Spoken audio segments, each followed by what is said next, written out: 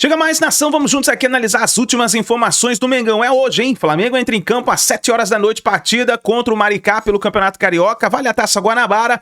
O Mengão vencendo já vai rumo ao título do Campeonato Carioca. Vamos juntos analisar a provável escalação do Mengão para a partida de hoje, mas faz o seguinte, dá aquela moral, deixa o seu like, se você não é inscrito aqui no canal Meu Mengão React, se inscreva e ative o sino das notificações aqui, todos os dias trazemos para vocês as informações do Mengão, tá bom? Vou deixar os créditos desse vídeo ao canal da ESPN Brasil, Band Esportes, ao canal da Charla Podcast, link na descrição como créditos, bora para as últimas informações do Mengão.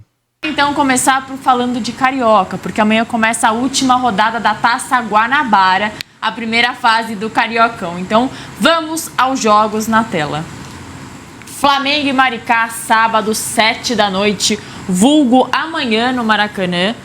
Temos no Band Esportes Boa Vista e Volta Redonda, sábado, 6h50, 10 para 7 da noite. Transmissão ao vivo do Band Esportes. Lembrando que o Volta Redonda é o vice-líder do Campeonato Carioca e já já a gente mostra a tabela. Temos também Sampaio Corrêa e Portuguesa, aqui no Band Esportes ao vivo, sábado, 9 da noite. Domingo, Nova Iguaçu e Madureira. O Ivan Andrade vai comentar este jogo, é isso? Isso, vamos lá. Ao vivo no Band Esportes, 6h20 da noite. Fluminense e Bangu, domingo, 6h30, jogo importante para o Flu.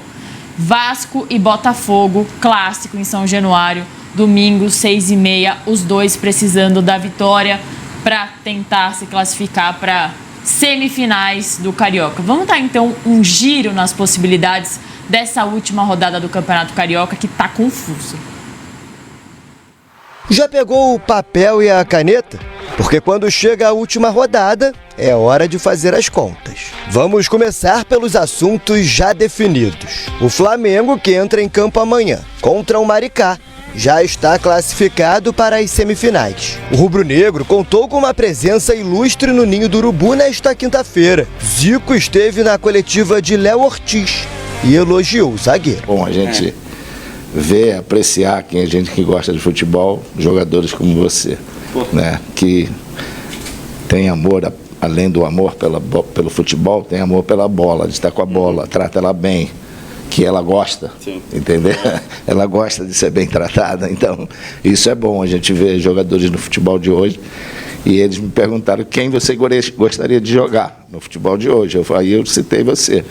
A mesma situação do Flamengo vale para o Volta Redonda, que enfrenta o Boa Vista no mesmo horário, 7 da noite. Só que apesar de classificados, as equipes ainda disputam o título da Taça Guanabara, que será entregue ao time de melhor campanha nos pontos corridos. Hoje, apesar de empatados com 20 somados, a liderança é rubro-negra, que tem 12 gols de saldo a mais. Amanhã, tudo pode mudar. Mas a principal disputa para essa rodada acontece no domingo.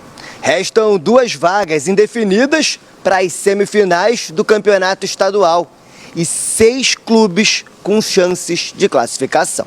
Na terceira posição, com 15 pontos e dependendo apenas de si, para avançar está o Madureira. O tricolor suburbano enfrenta o Nova Iguaçu, que joga em casa e também tem chances de se classificar, mas precisa da vitória e de uma combinação de resultados. O Fluminense, em quinto, recebe o Bangu, já rebaixado no Maracanã. A equipe de Mano Menezes tem os mesmos 14 pontos que o Vasco, mas é o Cruz Maltino que abre a rodada na última vaga de classificação, por ter 2 gols a mais que o Flu na competição. O Vasco, defendendo o 4º lugar na tabela, recebe o Botafogo. Os dois times são adversários diretos na busca pelas vagas. A equipe de Carille depende apenas de si. Já o Botafogo precisa vencer e ainda torcer pela combinação de resultados. Correndo por fora nessa briga está o Sampaio Corrêa, que amanhã recebe a Portuguesa no Lourivaldão. Além de vencer, o Sampaio precisa contar com um empate no Clássico e derrotas de Flu ou Madureira. Conseguiu anotar tudo? Porque a última rodada do Cariocão promete, hein? Haja coração. Não só conseguimos, como estamos fazendo anotações aqui para projetar essa rodada emocionante para muitos times lá do futebol carioca. Então, vamos começar com o Flamengo e vamos conferir primeiro a provável escalação do Felipe Luiz para o duelo deste sábado. Matheus Cunha no gol, Wesley na lateral direita, Léo Ortiz, Léo Pereira e Varela. Meio campo, Alan ou Pulgar, Everton Araújo e Gerson. E mais à frente, Luiz Araújo, Cebolinha ou Gonzalo Plata e Bruno Henrique. Ivan, tá de bom tamanho esse time para conquistar os 3 pontos e garantir esse título da Taça Guanabara. Tem tudo para isso, né? O Flamengo vai praticamente força total. Acho que não terá dificuldades aí de garantir, de vencer e garantir o título agora da Taça. Não tenho dúvida disso. Agora o Maricá também é o 9º do campeonato. E o Felipe Luiz vai fazendo esse revezamento de goleiros. Eu estava lendo hoje que o goleiro Rossi, por exemplo, ele não tomou nenhum gol no Campeonato Carioca, nem o ano passado, nem esse ano. Obviamente, o Flamengo tomou gols, levou gols no campeonato, mas era quando o Matheus Cunha estava no gol. Então, ele vai poupando seus titulares, vai fazendo um revezamento, coisa que o ano passado o Tite colocou quase força total ou força máxima na parte final do campeonato. Isso foi prejudicial ao longo da temporada. Quando você sabe gerir o elenco, né, você consegue, e você tem um bom elenco, é o caso do Felipe Luiz, que tem bons jogadores, é mais fácil, né? E conseguir dar essa dosagem é importante, como também é importante dar um pouco de minutos também aos outros jogadores. Quando você mantém aquele time, aquela mesma formação, ainda sendo um início de temporada, você corre riscos de lesão. Então, acho que é importante fazer esse revezamento e até para dar um pouco mais de rodagem ao elenco. Mais 3 pontos amanhã. Eu acho que o Flamengo não tem dificuldade para vencer, não. Vamos então com a tela da classificação agora do Carioca. Vamos às contas. Flamengo tem 20 pontos. Se somar mais 3, é o campeão da Taça Guanabara, que é o primeiro turno do Carioca. O Volta Redonda também super garantido, mas se ganhar, fica legal a bela campanha do Volta Redonda nessa temporada. A questão ali é saldo de gols, né? 12 gols de vantagem para o Flamengo.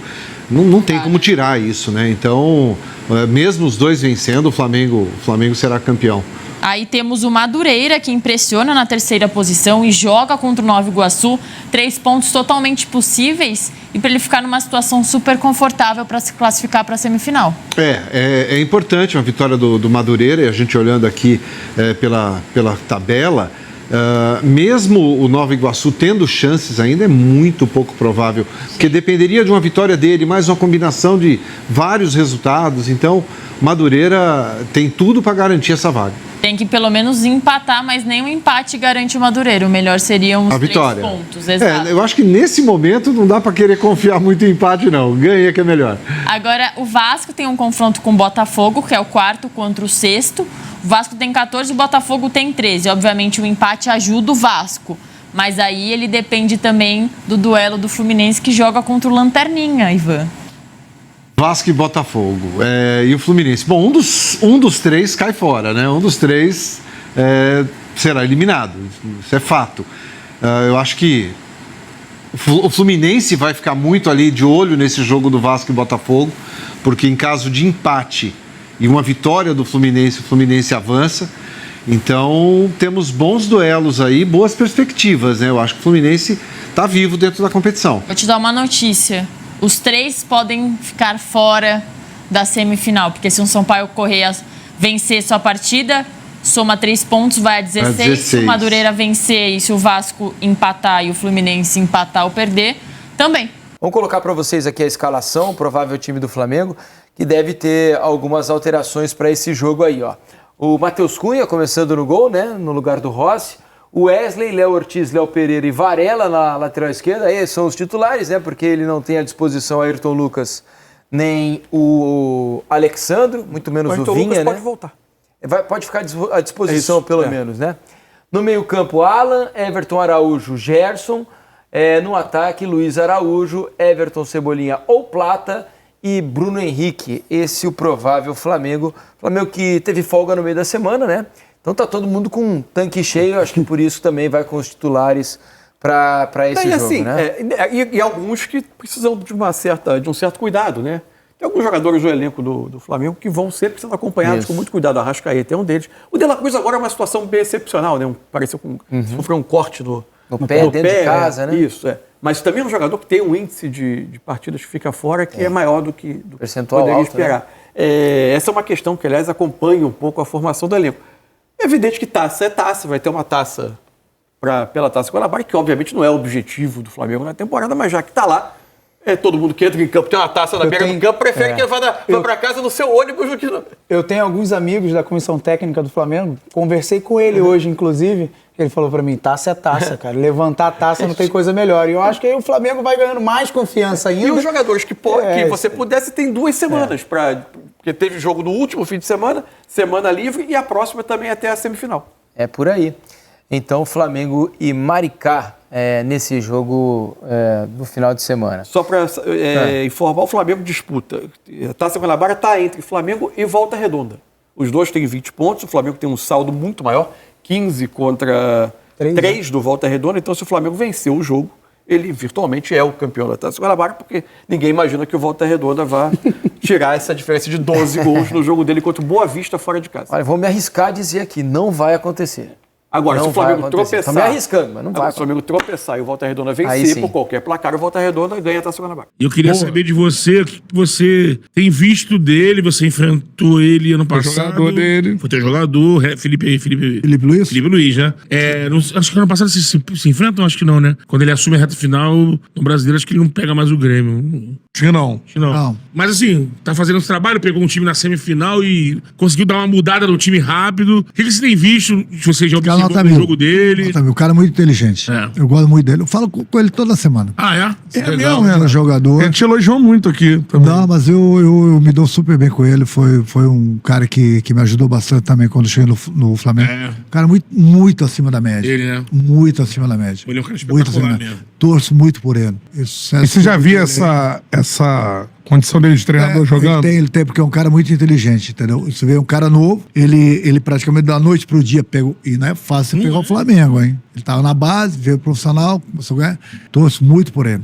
Ele tem tudo pra dar certo, tem tudo pra achar numa seleção brasileira. Essa troca de ideia de vocês, assim, e eu acho muito maneiro isso no Felipe. Porque ele é o primeiro que diz que conversa com o Felipe. Ele falou que começou com o René. Porque ele foi meu jogador. Eu via, antes mesmo dos jogos, ele no vestiário com o computador, querendo saber, procurando saber os detalhes do adversário, que ele ia marcar, coisa assim. Um cara muito interessado. Legal. O cara jogou na Europa, né? Sim.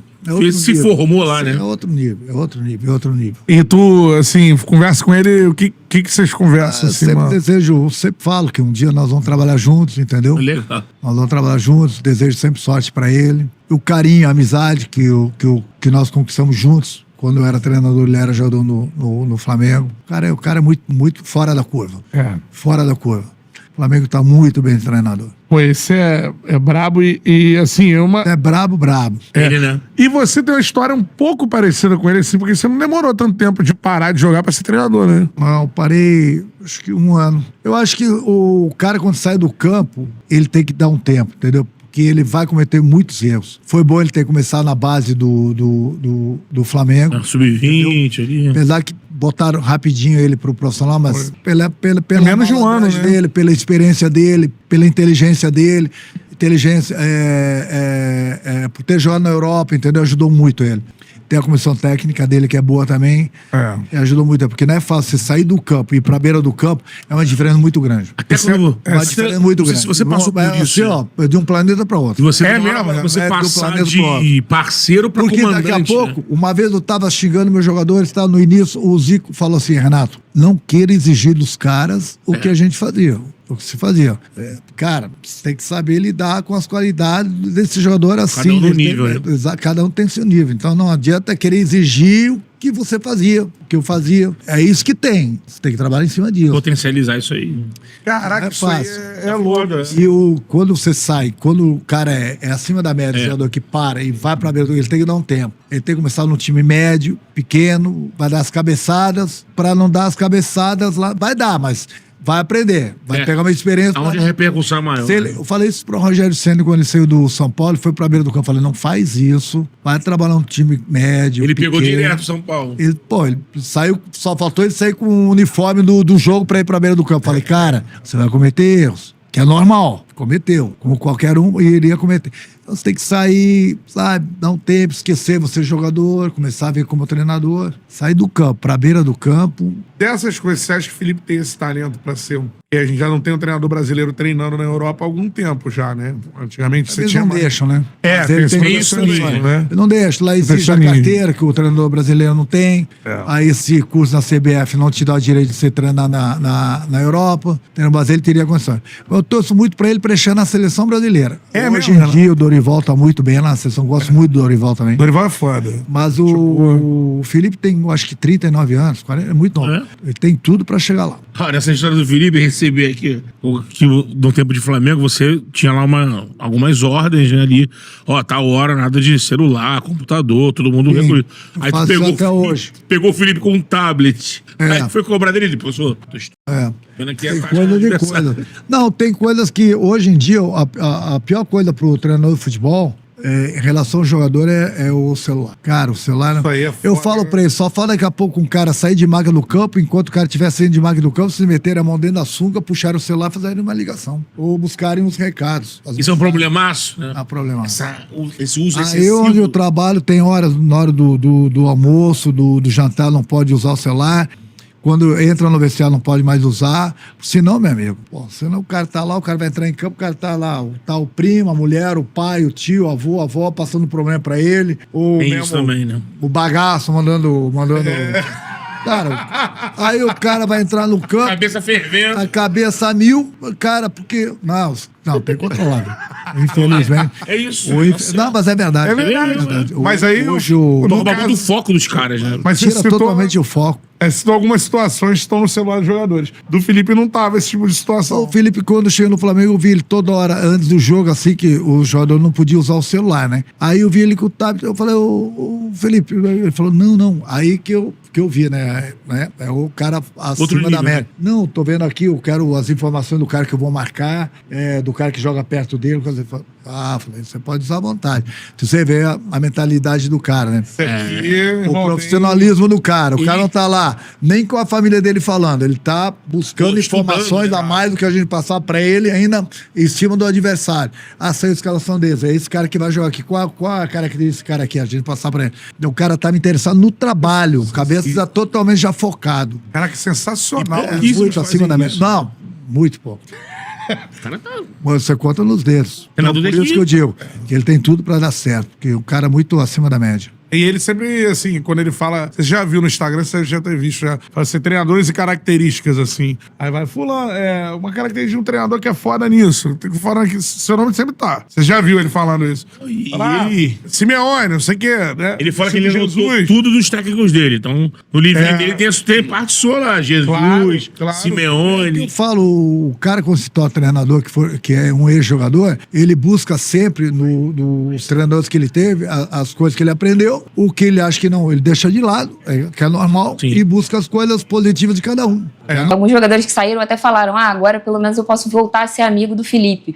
Como é que é o Felipe Luiz, treinador, assim, pro jogador? O que mudou dessa relação de vocês também, agora que é uma cobrança diferente? Olha, o Felipe é um grande amigo. E a mudança que teve, que ele é o treinador hoje nosso, é um cara que cobra bastante, né? O estilo dele, é um cara que pede para sempre manter as posições, fazer o que ele pede. Então, dentro de campo a gente esquece que é um amigo, mas leva o carinho que ele tem pela gente, a gente tem por ele também, mas sempre priorizando o que é de melhor para o Flamengo, que é sempre vencer, e é isso que a gente preza dentro do clube. Ele é muito chato, assim, de falar o tempo todo, de cobrar e tal, pedir alguma coisa toda hora? Ele é um pouquinho chato, ele cobra bastante de todos os jogadores, dos mais novos aos mais velhos também, mas isso faz elevar cada jogador com a sua habilidade, com o seu potencial, e eu gosto disso, um treinador que cobra bastante, que fica claro para todos nós dentro de campo o que temos que fazer durante os treinos também. Isso eleva o nosso mental, a gente tem que estar cada vez mais focado e em fazer o que ele pede. Isso torna mais fácil também as nossas comunicações dentro do campo. E você que trabalhou com o Jorge Jesus, o Felipe sempre fala, né, que o Jorge Jesus é uma inspiração para ele, que ele anotava os treinos. O que tem de Jesus no Felipe também? Olha, eu consigo ver bastante coisa, né? O trote antes do começo do treino, o jogo posicional que o Jorge Jesus falava, o Felipe também é o que mais preza isso dentro do time, cada um nas suas posições. É claro que às vezes ele deixa a gente à vontade ali, o setor ofensivo para a gente bagunçar dentro do jogo, a forma melhor posso dizer, mas cada um tem que saber o que fazer. Se eu tô na direita, eu tenho que saber o que eu faço. Se eu tô na esquerda, a mesma coisa. Jogadores que jogam na esquerda vai para a direita, todo mundo tem que saber o que faz dentro de campo. E isso é a amostra que o Mister mostrou pra gente, e o Felipe consegue fazer isso também. Tem o negócio do vencer, vencer, vencer, né? Que o Jesus chegou aqui falando no primeiro dia dele, e o Felipe também tenta colocar essa mentalidade em vocês. Tem muito além do que ele bota no campo, também da mentalidade que o Jesus trouxe na época, e que o Felipe agora tenta também colocar isso para vocês ficarem motivados? Olha, acho que sim, mas no hino do clube já fala. A gente quer vencer sempre e vamos entrar em campo para vencer. Claro que às vezes não vai acontecer a gente vencer, mas se a gente fizer tudo aquilo que ele pede, vamos estar mais próximo de ganhar o jogo. E é isso que a gente vê nos treinamentos, nos jogos também. Então esse é o ponto mais importante que a gente sempre fala dentro do vestiário, nos treinos também. E o Gabigol foi um grande parceiro seu, né? Acho que foi uma das duplas mais vitoriosas do futebol brasileiro nos últimos anos. Muitos gols, muitos títulos decididos. Mas agora ele sai, não sei se vocês ainda têm contato, queria saber se vocês ainda se falam assim de vez em quando, se você está acompanhando também essa nova fase dele no Cruzeiro. E como é que foi assim para você perder esse companheiro seu, alguém que você já conhecia e já conversava tão bem dentro do campo? Então, a gente não se fala fora de campo não, mas encontrei ele em Orlando, né? E a gente bateu um papo ali. E acredito eu que, da forma que ele falou, tá feliz lá onde ele tá jogando agora, no Cruzeiro. E é claro que é difícil perder um grande jogador, né, que tem uma história muito bonita no clube, mas futebol é isso.